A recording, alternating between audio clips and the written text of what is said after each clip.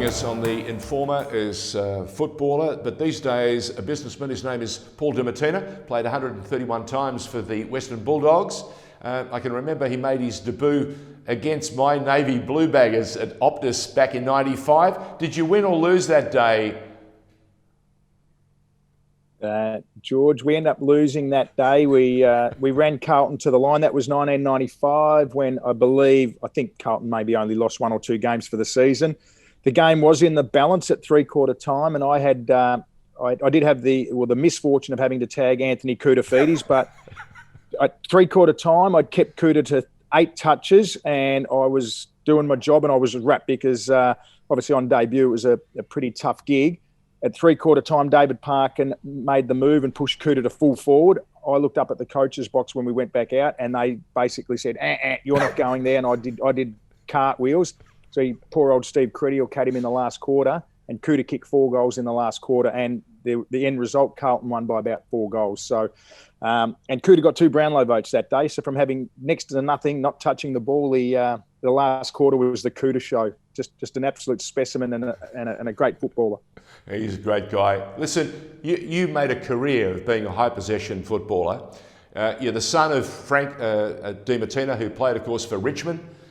So you understand what competition's all about, and you've taken that drive, you've taken that energy into business. And I've got to say, you fought for every ball. I want to know, as a businessman, you've shown us some of that tenacity to get to the top, and you've done a tremendous job over the last half a dozen years. But I've got to say, is this the biggest challenge you've ever faced in your time as a businessman off the football field? Absolutely. You know, we're all faced with our challenges in business, and it doesn't matter who you talk to. Anyone who's made a big fortune along the way has always lost a big fortune as well. And you know, I'm fortunate enough. A lot of what we do, yes, you're in business to make money. There's no doubt about that. But you know, I'm also in the business of making sure that, you know, you've got happy staff, you've got happy customers, and it's a delight coming and working in a hospitality venue every day. You do get to meet, you know, a great range of people and a great mix of society. But this is no doubt the greatest challenge we're faced with. You know, we've been closed now for over 220 days for regular trade, takeaway and everything else. It's a means to an end. You know, we're doing our best to stay alive. I'm doing my best here to ensure that our staff have still got a job. There's some of them on those, you know, the 482 visas and everything. Nothing's available. So, you know, I'm not getting, there's no job keeper, nothing. So we're fighting tooth and nail to keep them, you know, supported, trying to do our best to keep our other staff supported, and we're trying to keep our business afloat in the meantime. But as I said, 220 days closed in any business, it's a bit of a death knell, and our industry is on its knees. And I'm not just fighting for my business here. I've bandied together with there's at least another 40 other, you know, restaurateurs and publicans and everyone else. And we've bandied together and really become a team to try to ensure the viability and the future of hospitality. We are on our knees. Our industry's on our knees, and we have a premier who's not listening. I made a comment a couple of weeks ago. God gave him ears. As far as I know, when ears, they're there to listen. That's what you're meant to use them for. You've got 2 ears and 1 mouth. And I genuinely believe he's not using his ears to listen at the moment. We're crying for help, and we just getting pushed down and told to sit down and shut up, which is not the way to be. We live in a democracy, and I want to see our democratic rights restored rather than just being told to sit on the bench in football terms. And this is like football terms in 1960, where 19th and 20th man, you sat on the bench, you did not get off the bench, you know, and that's what's happening with us at the moment. I'm glad, you know, yesterday's a step in the right direction. He announced that regional Victoria was allowed to, not all regional Victoria, but, you know, they still can't open on the Mornington Peninsula, but regional Victoria, they're finally able to open the doors for some limited indoor dining and outdoor, which is great. His solution and trying to say that outdoor dining in Melbourne, you know, is going to give us a lifeline like New York, that's flawed. New York, they're hemorrhaging. You know, anyone you actually talk to over there, it's not the roses and the pretty picture they've painted. It's not working, you know. Here in Victoria, how can we expect to trade outdoor and outdoor only? We are one step, well, there's us, there's Tasmania, and then you've got Antarctica. That's how far south we are. You know, I think this bloke forgets that we're in the southern hemisphere. We are here in Victoria. We're the southernmost tip besides Tasmania in Australia. So some common sense and perspective needs to be exercised, and it's not. And it's, you know, that's why we're going to keep fighting and fight. I'm going to fight and fight and fight until we win this battle, and we have a premier who decides to actually listen to us and our concerns, and the fact that we know we can reopen safely to serve the community. The community wants to get out. And I did another, a TV interview yesterday, and everyone's entitled to an opinion. Absolutely. I'm allowed mine. And, some of these other people who don't want to listen to opinion, if you don't want to go out, don't go out. Stay home. We're not telling you to go out, but there's the greater majority of the public now want to go out and support their local venues and come in and dine inside a restaurant and not just outside. And we should be able to, open COVID safe. And we know we can do it, but we're just not being given the opportunity. We're talking to Paul Dimattina on The Informer, and he's making an awful lot of sense. He's also telling us that this is not a football game. This is about life and death. It's about survival. And his businesses need some input. And the most important thing, what's the single biggest impediment to getting back and getting up and running, Paul? The single biggest impediment Yep. is a state government, is a Labor state government that's not assisting business. They are there to assist people have a job. People need to work, and they're inhibiting that. They're letting certain industries go back in a couple of weeks, and I applaud them for doing that. But if it's good enough for 250,000 construction workers to go back to work, it should be good enough for 300,000 hospitality workers to go back to work. And as I said, when you talk about common sense, there's just not a lot of it being used at the minute. And we believe that we can open COVID safe. Our industry's been doing it forever. We're governed by the most. There's the Liquor Licensing Act. You've got the Food Act. We get health inspectors are down all the time, which is fantastic because we know we're healthy. Our reputation's on the line every single time we open our doors, every day, even pre-COVID. Your reputation's on the line. We know about cross-contamination. We know about food allergies. We know what it takes to keep the public safe. And that's what we feel the government has a lack of trust and a lack of faith in our industry that we can open properly and open safely and keep the community healthy and safe.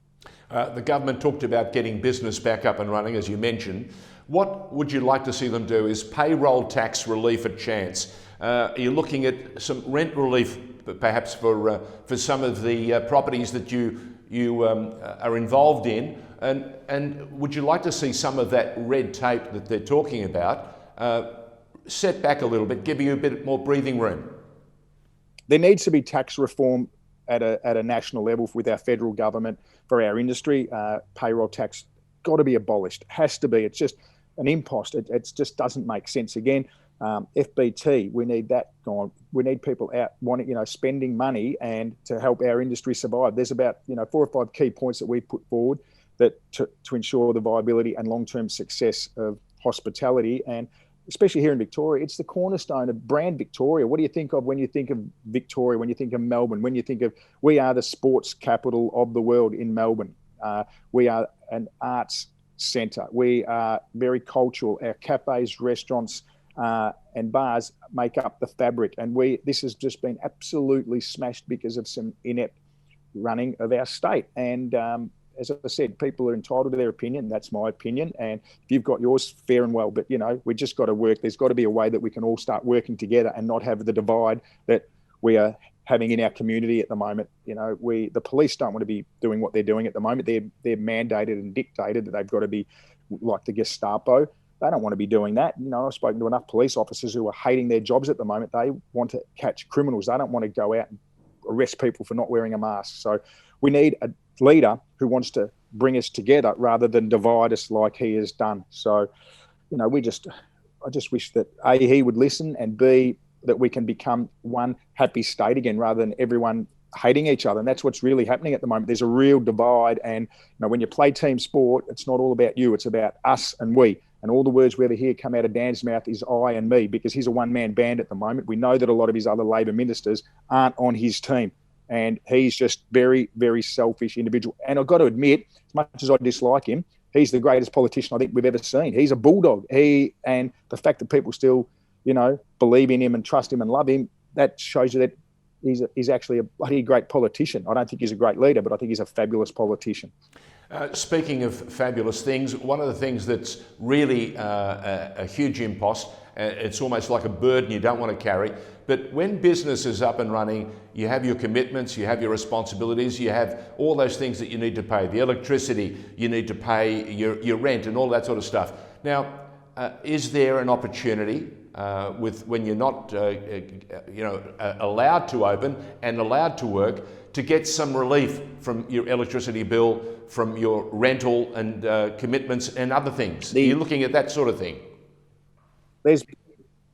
There's not enough of that. Yes, the government announced a $3 billion package the other day, but what a lot of people forget, again, because he's a great spin doctor, of that $3 billion package, $1.7 billion is in deferred payroll tax. That's a debt we're just accruing down the track. That should be wiped. Why defer it? Just wipe it. Give us the opportunity to actually stay alive and get ahead. Don't give us an impost that we've got to pay 2 years. Actually, not even 2 years. It's 12 months down the track. That's not good governance. What's available are some token, grants here and there. We need more than that. We need the banks to assist the landlords, because obviously the landlords, they're doing it tough as well. We're aware of that. The banks have got to assist them. The electricity companies are doing nothing. The same thing, they'll offer you payment plans, but they're not doing anything to reduce the costs of the electricity or the gas or anything. It's just, and small to medium-sized business just has to sit there and suffer. And we're not going to suffer in silence anymore. The private sector's been smashed. You don't see, we've taken pay cuts. We're getting hit left, right and centre, whereas the public sector, they get pay rises.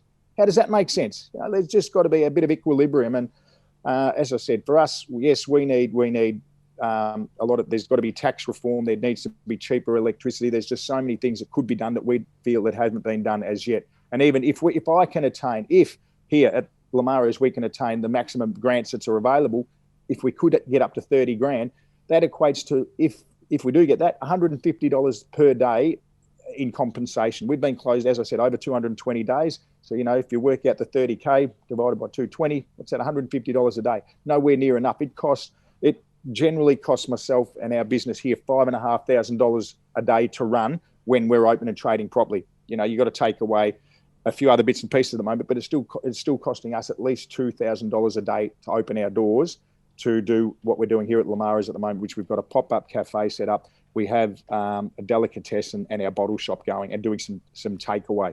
But it still costs you $2,000 a day to open your doors. But that's obviously including your wages and everything else. So it's not pretty. I can see those costs, whether it's the electricity, whether it's your rent, whether it's the taxes that you have to pay, whether you're open or closed, that must be an incredible weight to have to carry. And as you say, if you can get any sort of movement in any of those fields, that would be some light down the road, surely. You would hope so. And I mean, I hate to say it, I've been in hospital again, and I've got an autoimmune condition called myasthenia gravis. And through the stress of everything that's going on, the lack of sleep, I dead set, and I'm not the only one, a lot of other friends I speak to who are great, dynamic, positive people like myself, not sleeping at night through the sheer stress of what we're going through. So it's forced me back into hospital. My condition's flared its ugly head again. So, you've got mental health issues. You've got obviously my health issue. A lot of other people are going through some serious struggles at the moment. And it's not just financial. And the financial costs can lead to all the other things we're seeing. And I know there's a jump in suicide, yet our government will say there hasn't been. We know what's happening out there in the real world, and we've got propaganda and lies that are being put out by our state Labor government. Paul Dimattina telling us on TheInformer just how tough life has been, not only in the business world, but behind the scenes as well. We wish you every success, and we certainly wish you good health too. Thank you, Paul. Good on you. Thanks, George. Thanks, mate. Pleasure.